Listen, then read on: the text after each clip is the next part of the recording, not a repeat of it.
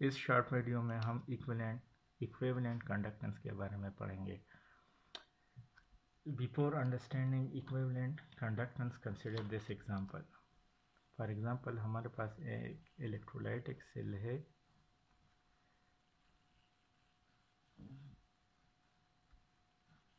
जिसको हमने एक सॉल्यूशन में रखा हुआ है। अब ज़ाहिर बात है कि इस सॉल्यूशन का वॉल्यूम भी हम वेरी कर सकते हैं। मैं इसमें 3 लीटर सॉल्यूशन भी डाल सकता हूँ, 4 लीटर सॉल्यूशन भी डाल सकता हूँ, 5 लीटर सॉल्यूशन भी डाल सकता हूँ और इसकी कंसंट्रेशन भी वेरी कर सकता हूँ। अगर कंसंट्रेशन को मैं नॉर्मेलिटी में ले लूँ तो मैं इसके कंसंट्रेशन को भी वेरी कर सकता हूँ। मैं इसमें 3 लीटर 0.1 नॉर्मल सॉल्यूशन भी डाल सकता हूँ, मैं इसमें 5 लीटर 0.5 नॉर्मल सॉल्यूशन भी डाल सकता हूँ, मैं कोई भी सॉल्यूशन डाल सकता हूँ। ना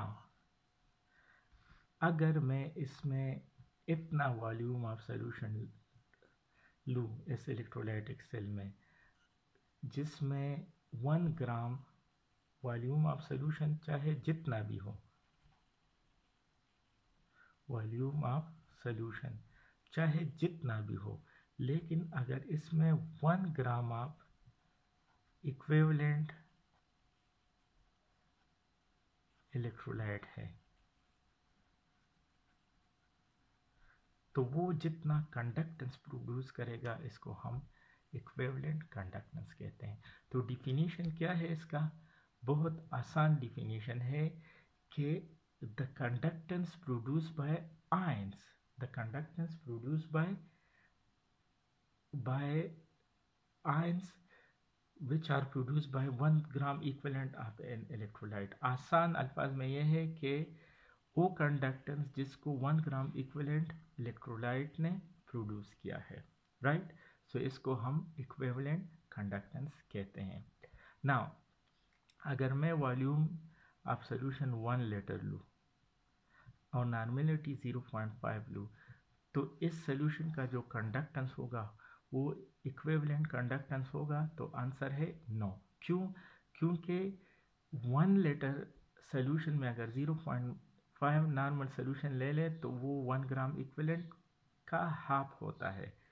1 लीटर सॉल्यूशन में 1 ग्राम इक्विवेलेंट तब होगा जब हमारे पास वॉल्यूम कितना होगा, 1 लीटर होगा और हमारे पास नॉर्मेलिटी कितनी होगी, 1 नॉर्मल। तो 1 लीटर सॉल्यूशन में अगर उसकी कंसंट्रेशन 1 नॉर्मल हो तो इसका मतलब है कि इसकी जो कंडक्टेंस हम रिकॉर्ड करेंगे तो वो उसका इक्विवेलेंट कंडक्टेंस होगा। अब किस बात का ख्याल रखना चाहिए कि चाहे जितना भी वॉल्यूम हो लेकिन इलेक्ट्रोड का सरफेस एरिया इतना हो कि वो जितना वॉल्यूम उसमें डाले वो इसको अकोमोडेट कर सकता हो। ऐसा ना हो कि इलेक्ट्रोड तो बहुत छोटे और आपने 10 लीटर सोल्यूशन डाला है। मैथमेटिकली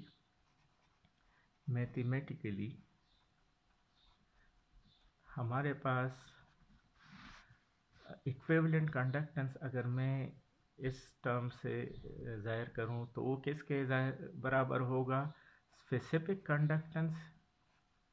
पहले वीडियो में हमने पढ़ा था specific conductance multiplied by Vm। Vm क्या है? Vm वॉल्यूम ऑफ सॉल्यूशन है जिसमें 1 ग्राम इक्विवेलेंट वेट मौजूद है। फॉर एग्जांपल क्या यहाँ पे 1 लीटर सॉल्यूशन है और 1 नॉर्मल इसकी कंसंट्रेशन है तो उसमें 1 ग्राम इक्विवेलेंट मौजूद है ना।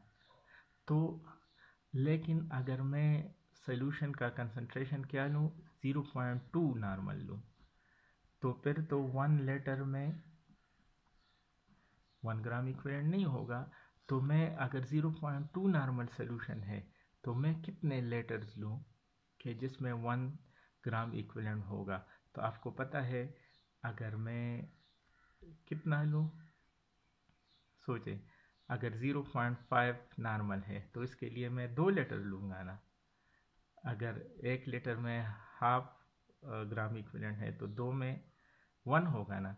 अगर 0.2 है तो फिर मैं 5 लीटर लूँगा। कितना लूँगा? 5 लीटर। तो Vm क्या है? Volume of solution which contain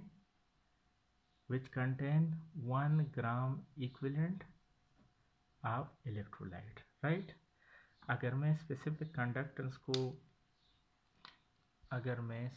conductance को इस टर्म से रिप्रेजेंट करूं और वॉल्यूम ऑफ सॉल्यूशन को Vm से, तो हमारे पास यह फार्मूला बन जाएगा। इस फार्मूले के मुताबिक अगर मुझे किसी सॉल्यूशन का स्पेसिफिक कंडक्टेंस मालूम हो और साथ उसका इतना वॉल्यूम मालूम हो जिसमें 1 ग्राम इक्विवेलेंट वेट मौजूद है, तो मैं उसका इक्विवेलेंट कंडक्टेंस मालूम कर सकता हूँ। तो equivalent specific conductance, equivalent conductance एक दूसरे से रिलेटेड है ना।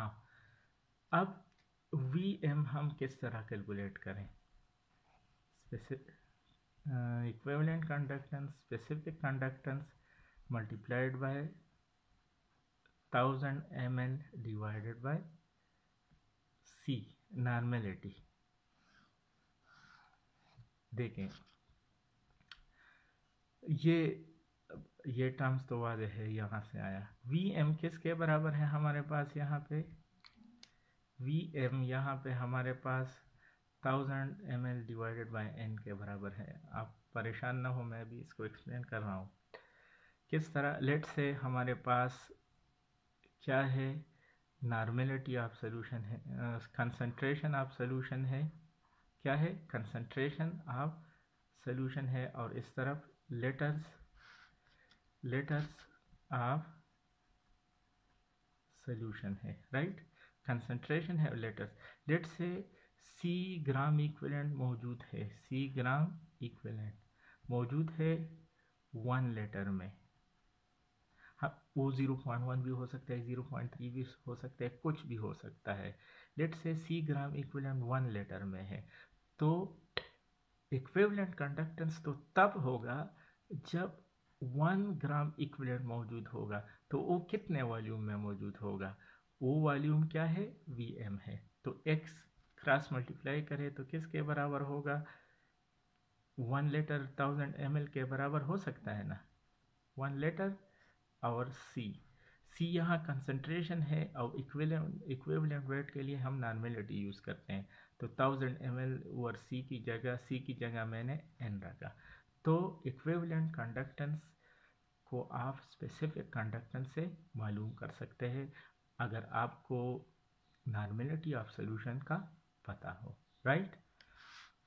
अभी एग्जांपल देखते हैं। ओके, इस एग्जांपल को देखें। यहाँ पे हमारे पास क्या है? 0.3 नॉर्मल सोल्यूशन है और वॉल्यूम ऑफ सोल्यूशन 3 लीटर है।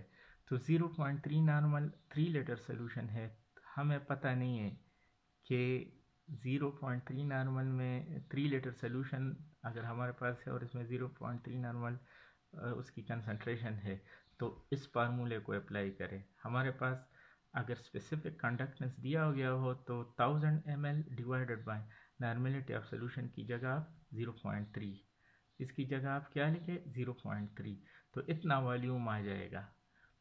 इसी तरह अगर 1.3 नॉर्मल सोल्यूशन है और 10 लीटर, तो इसका मतलब है उसमें तो 1 लीटर में 1 ग्राम इक्विवेलेंट से ज़्यादा है, तो 10 लीटर में तो बहुत ज़्यादा होगा। तो इसका मतलब है जो कंडक्टेंस है वो इक्विवेलेंट कंडक्टेंस से बहुत ज़्यादा है। तो इसकी जगह हम क्या करेंगे? 1000 ml डिवाइडेड बाय 1.3, तो हमारा कंडक्टेंस कम आ जाएगा। Is it clear? पर लीटर हमारे पास कितना मौजूद होगा? Simple question. So this is all about equivalent conductance.